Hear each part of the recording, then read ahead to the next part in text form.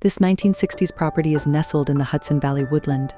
The client was drawn to the rigor and organization of its plan and cell-like glass facades. The design of the interiors involved employing objects and materials with a sense of history, balancing their practical and poetic qualities. It also considered how the internal spaces would be experienced through the expansive floor-to-ceiling windows. The visual connections between out and in became paramount, and close attention was paid to the silhouettes viewed from the grounds, balancing positive and negative space through distinctive shapes while ensuring harmony with the nature enjoyed from within.